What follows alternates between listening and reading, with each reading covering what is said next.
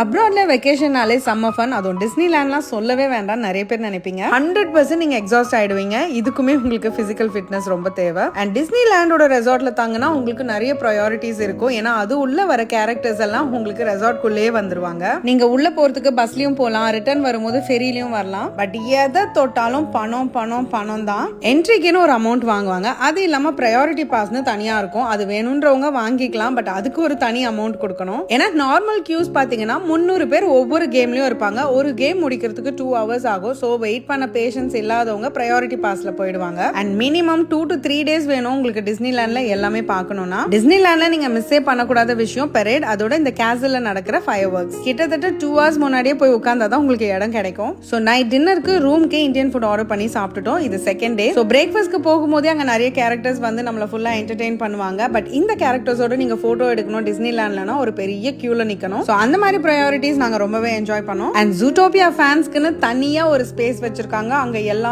கேரக்டர்ஸும் இருக்காங்க. சோ அவெஞ்சர்ஸ்ல இருக்கிற மார்வல் ஸ்டுடியோக்குள்ள போகும்போது என் பையனுக்கு அங்க பர்த்டேக்கு கிஃப்ட் வாங்கி கொடுத்துட்டோம். கமிங் வீக்கெண்ட் அவனுக்கு பர்த்டே வருது. சோ செகண்ட் டே நிறைய டைம் இருந்ததுனால கேசல் சுத்தி பார்க்கிறதுக்கு உள்ள போயிருந்தோம். ரொம்ப பியூட்டிஃபுல்லா இருந்தது. இதுல ஒரு ஸ்ட்ரீட்ல கெஃபேஸ் அண்ட் பார்ஸும் இருக்கு. ஷெங்காயில இருக்கிற இந்த டிஸ்னிலேண்ட் ரொம்பவே பெருசு. பட் இருந்தாலும் நான் 10 years பேக் போன ஹாங்காங் டிஸ்னிலேண்ட் தான் எனக்கு ரொம்பவே பிடிச்சிருந்தது. சோ இங்க போறதுக்கு எவ்வளவு காஸ்ட் அப்படின்னு தெரிஞ்சுக்கணும்னா கமெண்ட்ஸ்ல எஸ் அப்படின்னு சொல்லுங்க.